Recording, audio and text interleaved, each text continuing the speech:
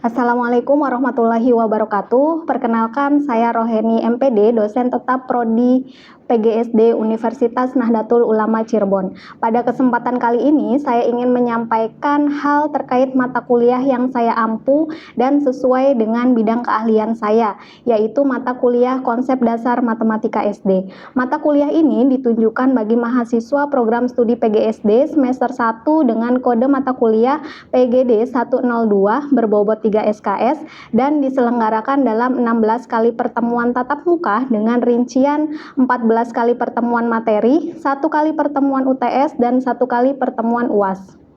Mata kuliah ini membekali mahasiswa calon guru sekolah dasar dengan pemahaman teoritis dan konseptual mengenai hakikat matematika serta penerapannya dalam pembelajaran di SD. Mahasiswa mempelajari berbagai konsep matematis.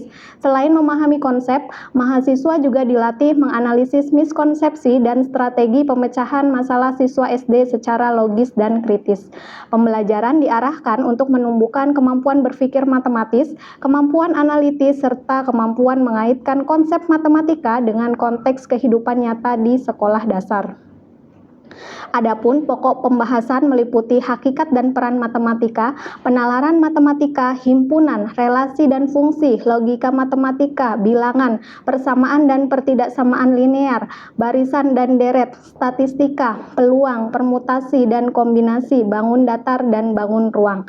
Capaian pembelajaran lulusan atau CPL Prodi pada mata kuliah telah tertuang dalam RPS dan telah divalidasi oleh dekan. Capaian pembelajaran mata kuliah yang diharapkan antara lain CPMK 1, mahasiswa mampu menjelaskan konsep-konsep matematis SD, CPMK 2, mahasiswa mampu menganalisis miskonsepsi atau strategi pemecahan masalah siswa SD secara logis. 3 komponen utama dalam proses pembelajaran mata kuliah ini adalah delivery, interaction, dan assessment. Dalam komponen delivery, saya memberikan materi serta RPS yang dapat diunduh langsung oleh mahasiswa pada sistem SIAKAT Universitas Nahdlatul Ulama Cirebon, dan presensi interaktif dilakukan secara langsung atau tatap muka. Materi yang saya sampaikan didukung oleh media pembelajaran yang kekinian dan inovatif sesuai dengan perkembangan zaman. Interaction pada mata kuliah ini melibatkan komunikasi dua arah antara dosen dan mahasiswa berupa diskusi, tanya jawab, kolaborasi, dan refleksi bersama. Asesmen atau sistem penilaian yang saya lakukan dalam mata kuliah ini mencakup asesmen formatif untuk penilaian proses yang dilakukan melalui kuis, tugas proyek individu dan kelompok, serta penilaian sikap dan keterampilan sesuai RPS. Selanjutnya, asesmen sumatif untuk penilaian akhir UTS dan UAS. Model pembelajaran yang digunakan dalam mata kuliah ini adalah project based learning, problem based learning, dan case study. Referensi yang saya gunakan dalam mata kuliah ini berupa buku referensi serta artikel jurnal bereputasi yang memiliki nilai kebaharuan agar mahasiswa mampu mengikuti perkembangan ilmu pengetahuan dan teknologi masa kini. Berikut adalah video proses pembelajaran pada mata kuliah Konsep Dasar Matematika SD dengan materi pada pertemuan ke-6 yaitu bilangan. Assalamualaikum warahmatullahi wabarakatuh. Waalaikumsalam warahmatullahi wabarakatuh. Selamat pagi semuanya. Pagi, Bu. Oke, apa kabarnya hari ini? Alhamdulillah, luar biasa. Allahu Akbar. Oke, semangat sekali ya pagi hari ini. Kita akan memasuki pertemuan ke-6 ya pada mata kuliah Konsep Dasar Matematika SD. Nah, untuk pertemuan ke-6 ini materi yang akan kita bahas adalah terkait dengan bilangan. Nah, sebelum kita masuk ke materi, alangkah baiknya kita berdoa terlebih dahulu agar penyampaian materi pada hari ini lancar ya. Kemudian berdoa mulai. Berdoa selesai. Oke, kita masuk ke materi, tapi sebelumnya Ibu ingin bertanya, ada yang tidak hadir hari ini? Fatia, kenapa Fatia tidak hadir? Oke, hanya Fatia ya yang izin hadir tidak masuk. Oke, yang lainnya ada semua ya di ruangan. Kita langsung mulai perkuliahan aja ya. Hari ini kita akan membahas materi terkait dengan penjumlahan bilangan cacah. Nah, teman-teman, bayangkan kalian adalah seorang calon guru kelas 4 sekolah dasar. Kemudian kalian akan memberikan soal cerita kepada siswa. Nah, soalnya sebagai berikut nih. Seorang pedagang buah memiliki 189 buah jeruk pada keranjang pertama dan 245 buah jeruk pada keranjang kedua. Berapa jumlah seluruh jeruk yang dimiliki pedagang tersebut? Nah, berdasarkan permasalahan yang seperti ini, ya, sebagian siswa pasti akan menjawab hasilnya 434. Tetapi mereka tidak tahu dari mana hasil atau prosesnya diperoleh. Bisa juga mereka keliru untuk menjumlahkan angka 9 dan 5. Ya, karena disesuaikan dengan konsep menyimpan ya dalam teknik penjumlahan. Nah, menurut kalian apa masalah pembelajaran yang muncul? Iya, apa itu Ani? Menurut saya, siswa mungkin hanya menghafal cara bersusun, tetapi belum memahami nilai tempat satuan, puluhan, dan ratusan. Oke, selain Ani ada yang ingin berpendapat terkait permasalahan ini?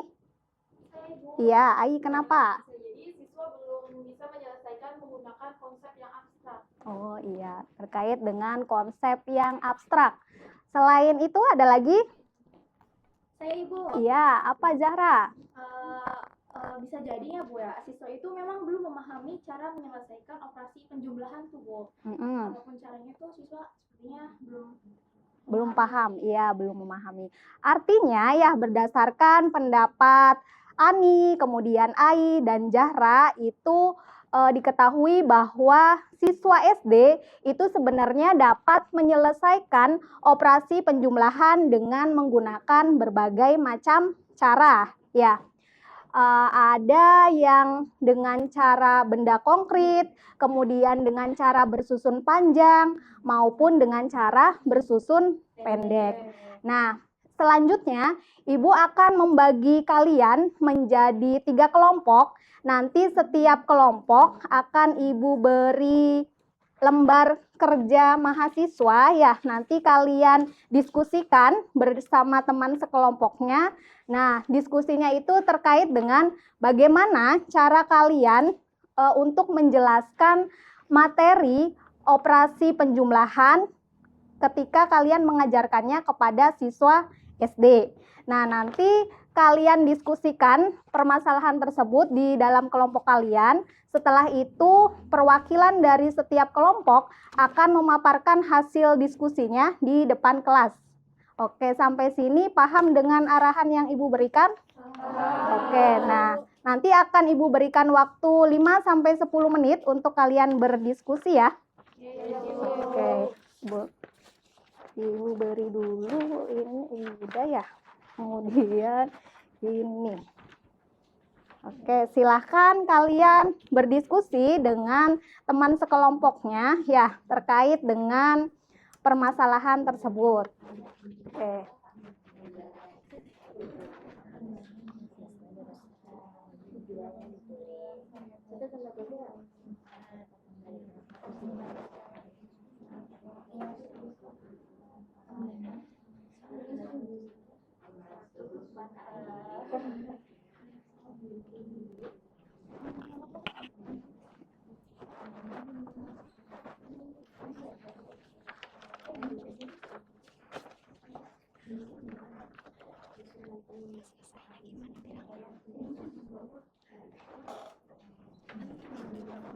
Ada kesulitan?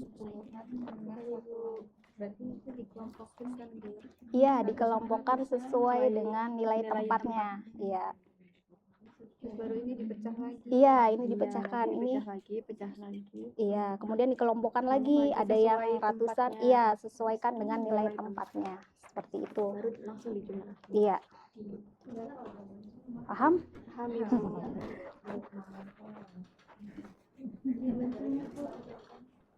Ya itu kan. Paham nggak? Benar nggak Bu? Benar nggak? Iya, betul. Nanti jelaskan di depan ya. Oke. Ibu ini gimana Ibu? Mana? Yang nomor 1. Iya, kan ini kan nomor 1 untuk menjelaskan 10 ditambah 5 dengan menggunakan benda konkret itu. Nabila nanti akan menggunakan apa benda konkretnya? Nanti coba dijelaskan di depan. Oh ya, siap Ibu. Oke, paham? Oke, sudah selesai diskusinya atau belum? Oke, kalau sudah, kita mulai untuk memaparkan hasil diskusi ya. Kita mulai dari kelompok berapa? Mau diacak atau urut dari 1, 2, 3?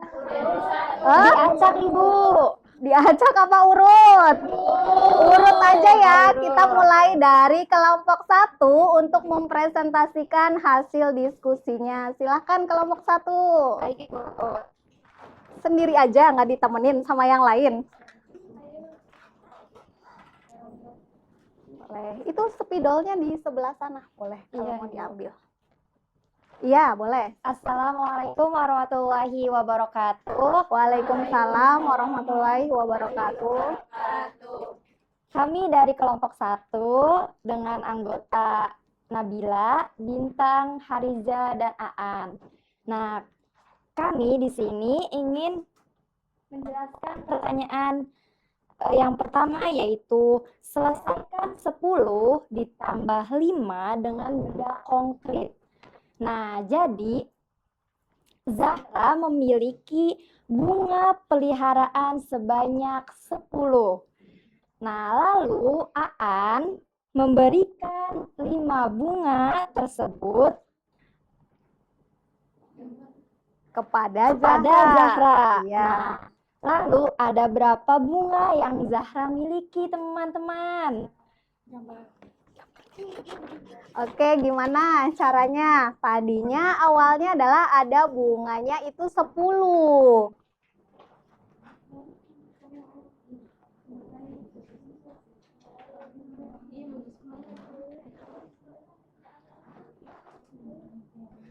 Ini tuh bunganya nggak ada tangkainya ya? Oh iya, ada tangkainya tadi, Bu. Oh, nggak apa-apa. Oh, nggak apa-apa. Iya. Oke, awalnya bunganya itu ada 10 ya.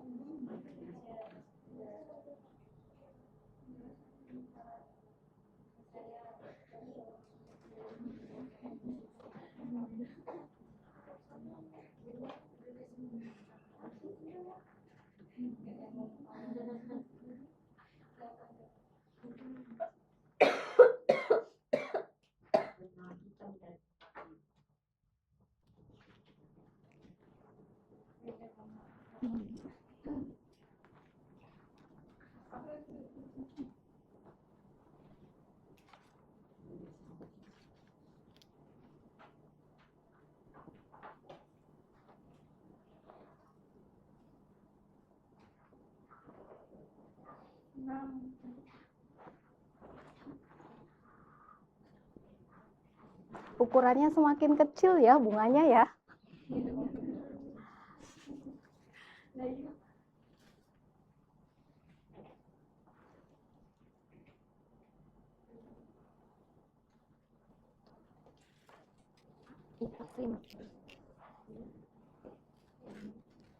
Nah, jadi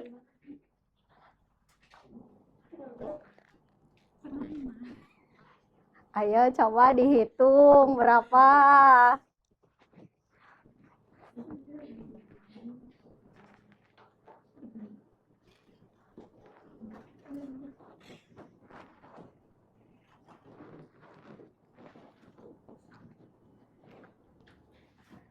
Nah, jadi tadi soal yang pertama itu kan 10 ditambah 5 sama dengan berapa coba? Dihitung ya. 1, 2, 3, 4, 5, 6, 9, 10. Nah, 10 ditambah 1, 2, 5. Nah, jadi 10 ditambah 5 berapa? 15. Iya, betul. Jadi 15 betul nggak ini? Jawabannya. Coba dihitung ya. 1, 2, 3, 6, 7, 8, 9, 10. Iya, betul. Oke, terima kasih kepada kelompok 1 ya yang sudah menjelaskan cara penjumlahan dengan menggunakan benda konkret ya. Cara menjelaskan dengan benda konkret ini penting untuk diketahui oleh siswa sekolah dasar karena mereka dapat membayangkan ya gimana caranya menjumlahkan benda dengan sesuatu yang nyata atau dekat dengan kehidupan sehari-hari. Oke, berikutnya kita panggil kelompok 2 ya untuk mempresentasikan hasil diskusinya. Ayo, siapa yang mau menjelaskan? Oke, boleh. Ini nanti dihapus dulu ya.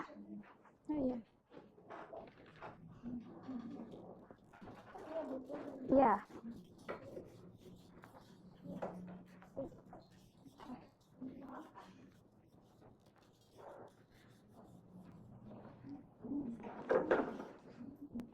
Oke, Assalamualaikum warahmatullahi wabarakatuh. Waalaikumsalam warahmatullahi wabarakatuh. Kami berdua di sini perwakilan dari kelompok 2 ingin menyampaikan mengenai cara penyelesaian penjumlahan dari 189 ditambah 245 dengan cara bersusun panjang. Oke. Ya. Ditulis dulu.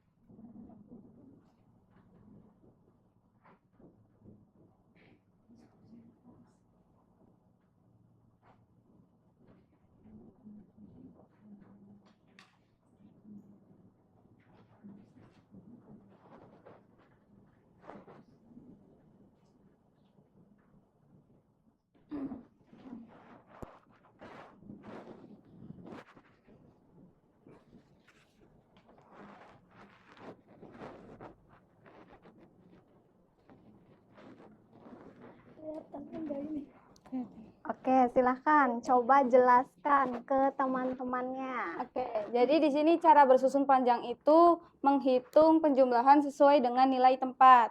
Di sini kan ada angka 189. Nah, 189 itu ada angka, jadi dari angka 100 yang berarti ratusan, terus 80 puluhan, dan 9 itu satuan. Jadi disesuaikan dengan nilai tempatnya penjumlahannya.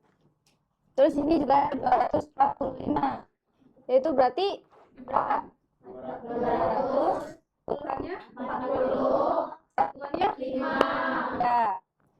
Terus di sini juga 189 ditambah 245, berarti dikelompokkan dengan dipisahin dengan cara di dalam kurung. Jadi ada 100 ditambah 80 ditambah 9, terus ada ditambah juga dalam kurung lagi 200 ditambah 40 ditambah 5.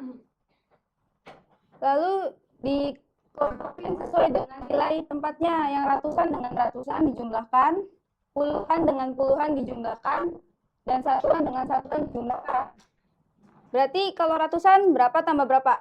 100 tambah 100. Ya, ini yang nilai ratusan.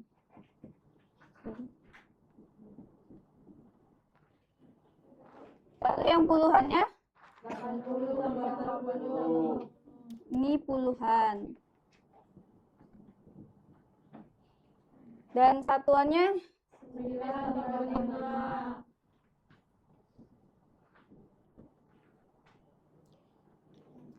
100 tambah 200 kan 300.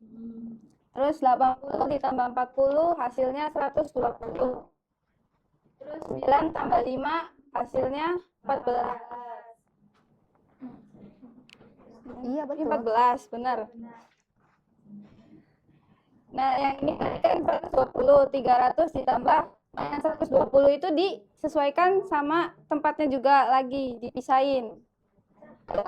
Ya, dipecah di dalam kurung. Jadi 100 ditambah 20, yang ini ratusan,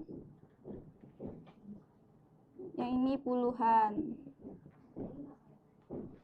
yang ini puluhan,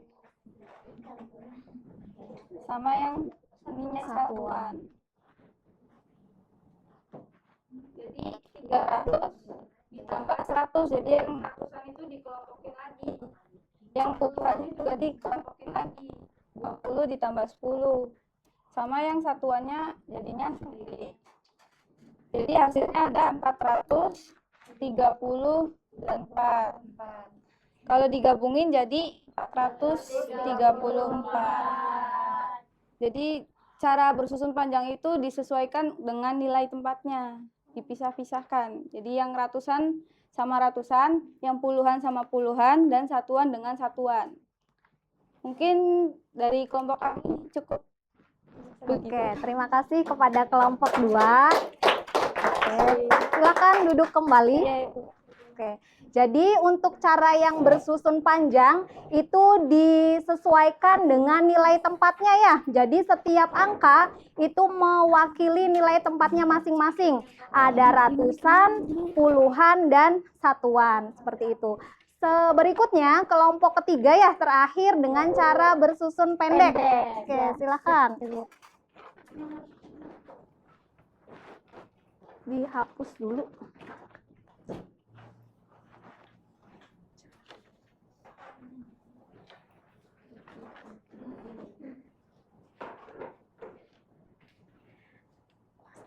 Assalamualaikum warahmatullahi wabarakatuh. Waalaikumsalam warahmatullahi wabarakatuh. Perkenalkan, kami dari kelompok 3 ingin menyelesaikan penjumlahan 350 ditambah 574 dengan cara bersusun pendek. Ya, silakan. Gimana caranya? 574.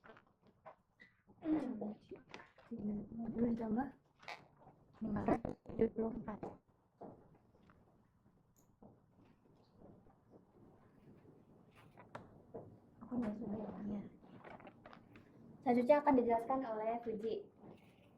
Ya, jadi cara penjumlahannya itu dari belakang dulu. 0 ditambah 4, 4. 5 ditambah 7, 12. Jadi satunya di atas seratusan, duanya di bawah. Terus 1 ditambah 3, 4. 4 ditambah 5, 9. Jadi hasilnya 924. Iya. Sekian dari kelompok kami. Kurangnya mohon maaf. Wassalamualaikum warahmatullahi wabarakatuh. Oke, terima kasih kepada kelompok 3. Cara bersusun pendek kelompok 3 ini terlihat lebih simpel ya, karena tinggal menjumlahkan ya. Kemudian itu tadi adalah 3 cara dalam menjumlahkan. Ada cara benda konkret, bersusun panjang, dan bersusun pendek. Oke, ada yang ingin ditanyakan sejauh ini? Tidak ada? Cukup ya? Oke, selanjutnya Ibu akan memberikan kuis kepada kalian. Nanti kuisnya itu bisa kalian kerjakan di Google Form. Nanti linknya akan Ibu share kepada kalian ya. Soalnya adalah terkait dengan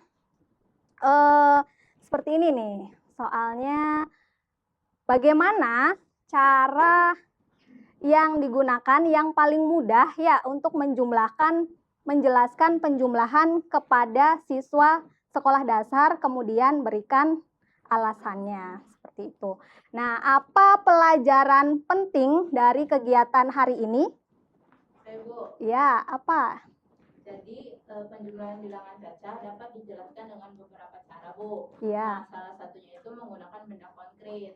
Dengan benda konkret, membantu siswa memahami makna penjumlahan. Jadi, siswa tuh dapat membayangkan benda tersebut untuk dijumlahkan gitu, Bu, sebelum menggunakan cara bersusun. Oke, ada lagi yang ingin berpendapat? Saya, Bu. Ya, silakan Farhan. Apa menurut Farhan pelajaran hari ini? Mungkin kami sudah cukup memahami bagaimana cara menghitung bersusun panjang dan Iya. bersusun pendek. Misalnya bersusun panjang itu membantu siswa memahami nilai tempat, sedangkan cara bersusun pendek itu membantu siswa memahami menghitung lebih ringkas. Oke, betul. Artinya ya, sebagai calon guru sekolah dasar, kalian itu artinya perlu memahami bahwa mengajarkan penjumlahan itu tidak cukup hanya memberikan rumus atau prosedur, tetapi guru harus membantu siswa memahami prosesnya. Untuk siswa SD, itu penjumlahan dapat dimulai dari cara benda konkret, kemudian dilanjutkan ke cara bersusun panjang, dan terakhir dengan cara bersusun pendek. Oke, karena waktunya sudah habis ya, kita cukupkan untuk pertemuan hari ini. Terima kasih atas perhatian dan partisipasinya selama di kelas ya. Kita ketemu lagi nanti minggu depan di pertemuan berikutnya ya. Wassalamualaikum warahmatullahi wabarakatuh. Waalaikumsalam warahmatullahi wabarakatuh. Oke, terima kasih telah menonton video pembelajaran. Mohon maaf apabila terdapat kesalahan dan kekurangan. Wassalamualaikum warahmatullahi wabarakatuh.